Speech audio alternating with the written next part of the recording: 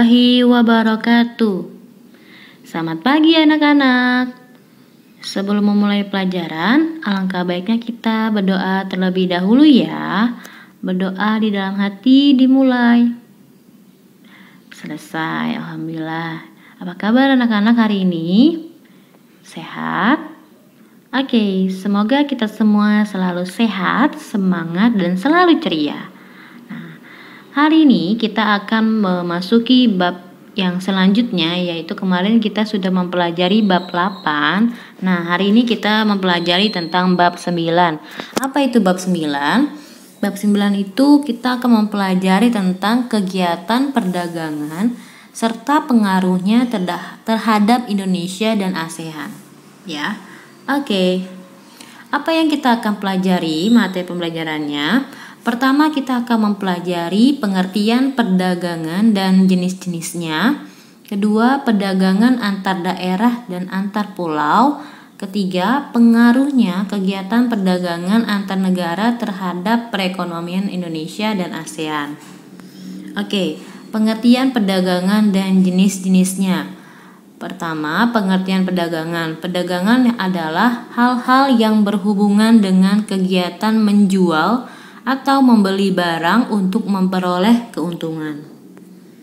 Yang kedua, jenis-jenis perdagangan.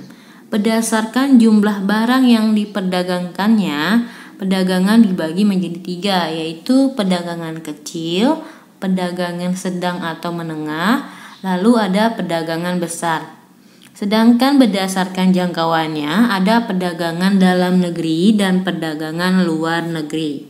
Oke, selanjutnya materi yang B, yaitu perdagangan antar daerah dan antar pulau. Perdagangan antar daerah merupakan kegiatan jual beli barang yang dilakukan orang-orang atau perhimpunan dagang dari satu daerah atau kota dengan daerah lain dalam satu negara. Itu perdagangan daerah. Lalu perdagangan antar pulau apa? Perdagangan antara pulau atau interinsuler, yaitu kegiatan perdagangan yang dilakukan oleh orang-orang atau perhimpunan dagang dalam suatu negara yang memiliki pulau-pulau. Ya, oke. Rempah-rempah merupakan komoditas pertama yang dibutuhkan para pedagang domestik maupun mancanegara. Daerah penghasil rempah-rempah utama di Nusantara ialah Ternate dan Tidore.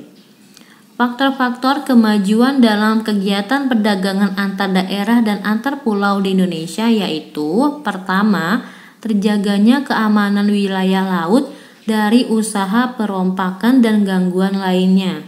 Kedua, semakin berkembangnya ilmu pengetahuan dan teknologi. Dan ketiga, masyarakat di tiap daerah atau tiap pulau cukup aktif memproduksi dan memperkenalkan barang-barang dan jasa yang bermutu dan berdaya saing di pasaran.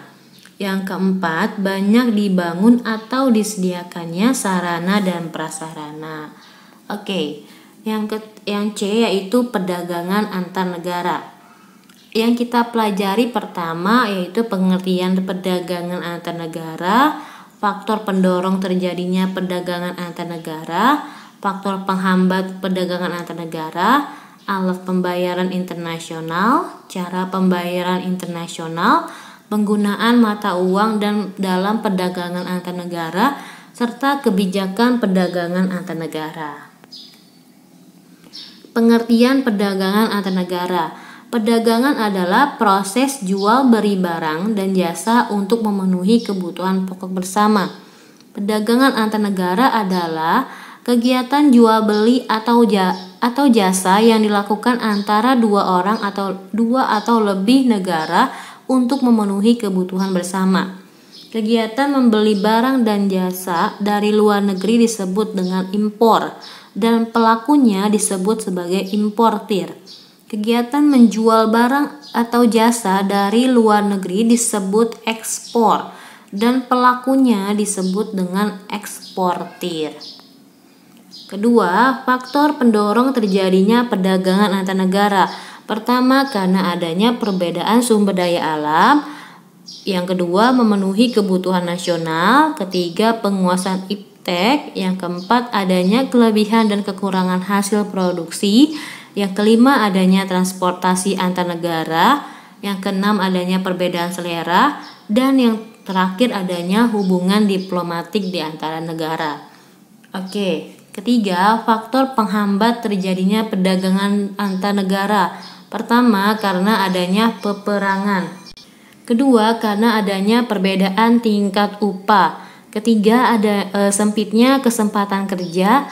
Dan yang terakhir, adanya organisasi perdagangan regional atau internasional. Oke, yang keempat yaitu alat pembayaran internasional. Pengertian devisa. Devisa ialah semua barang yang bisa digunakan sebagai alat pembayaran internasional.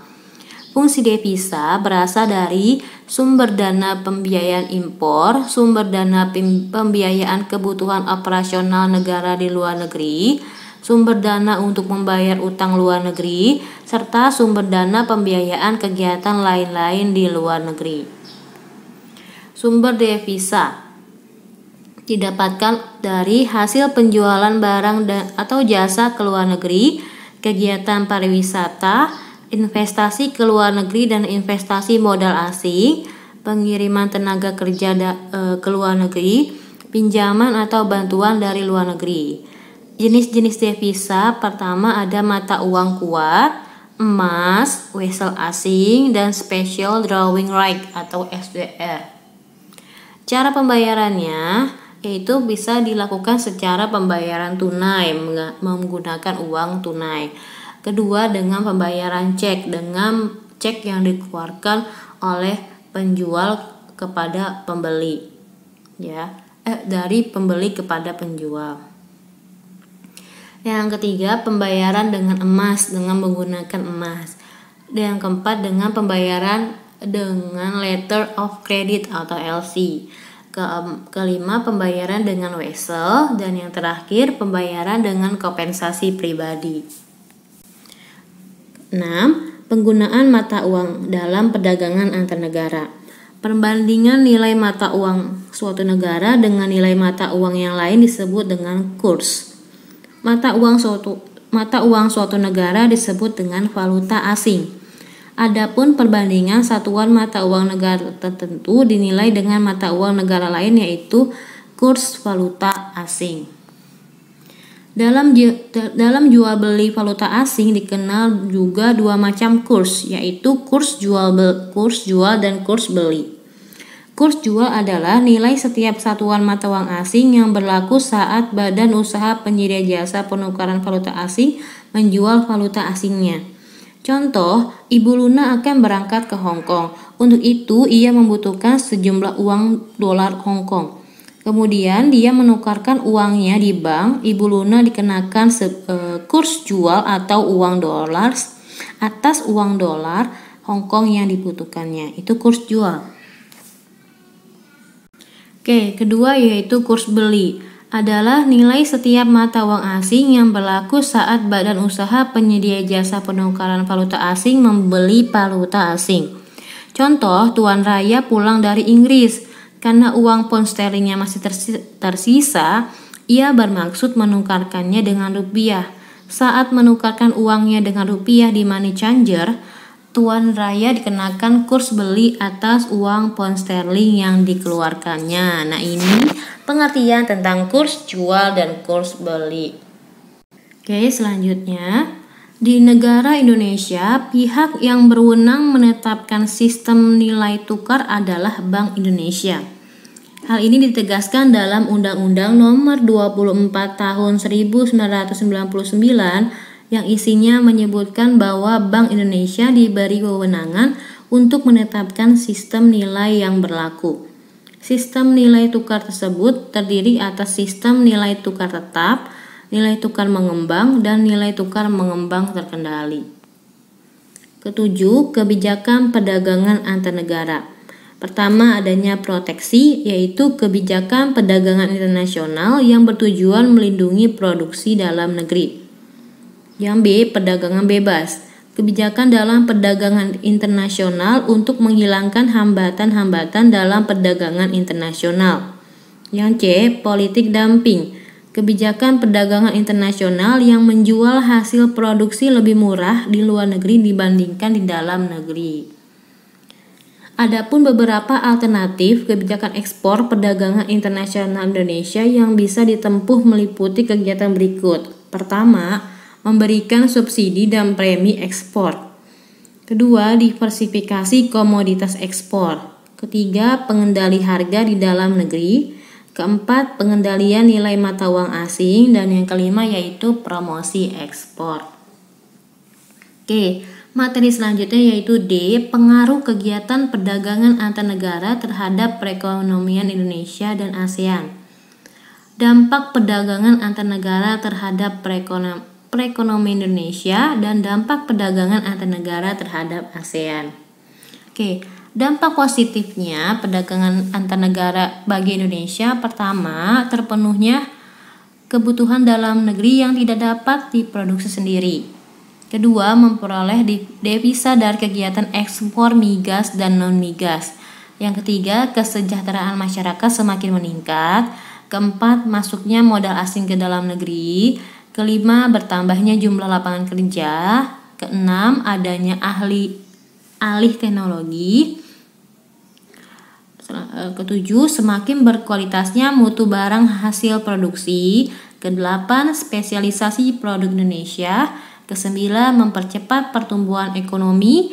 Dan terakhir, semakin majunya lembaga perbankan. Ini dampak positif bagi Indonesia. Dampak negatifnya apa? Pertama, munculnya tenaga kerja Indonesia TKI yang ilegal, yang tanpa izin, ya.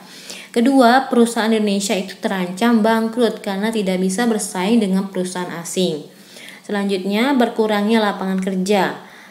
Lalu semakin ketatnya persaingan tenaga kerja karena harus bersaing dengan tenaga kerja dari luar negeri. Lanjut, bertambahnya pengangguran serta terhambatnya pergerakan sumber daya. Nah, itu dampak positif dan dampak negatif perdagangan internasional bagi Indonesia. Lalu, apa dampak dari perdagangan antar negara terhadap ASEAN? Pertama, negara-negara anggota ASEAN yang memiliki hubungan yang baik dan harmonis dengan negara-negara mitra kerjasamanya. Kedua, pertumbuhan ekonomi negara-negara ASEAN dimungkinkan berjalan dengan cepat dan stabil. Ketiga, komoditas unggulan dari tiap negara anggota ASEAN cenderung memiliki pasar yang tetap dan menguntungkan kedua belah pihak. Selanjutnya, ASEAN dianggap telah ikut serta menyukseskan tercapainya tujuan-tujuan WTO. Selanjutnya, penduduk dan organisasi-organisasi perdagangan negara-negara anggota ASEAN semakin giat menumbuhkan kegiatan ekonominya, terutama di bidang produksi dan distribusi. Dan terakhir, semakin meningkatnya kerjasama dan hubungan di antara negara-negara anggota ASEAN, sehingga perdamaian dan stabilitas regional tetap terjaga. Nah, itu adalah materi-materi tentang perdagangan internasional. Sampai sini terdapat pertanyaan? Jika tidak, silahkan kalian baca ini. Terdapat tugas keterampilan kelompok. Setiap kelas dibentuk menjadi 5 kelompok yang terdiri dari 6 orang. Kalian kerjakan aktivitas 9.6 pada buku paket halaman 202. Oke, Ibu rasa sekian materi yang dapat Ibu sampaikan. Mohon maaf jika terdapat kekeliruan kata-kata dan terdapat materi yang belum disampaikan. Itu aja dari Ibu. Wassalamualaikum warahmatullahi wabarakatuh.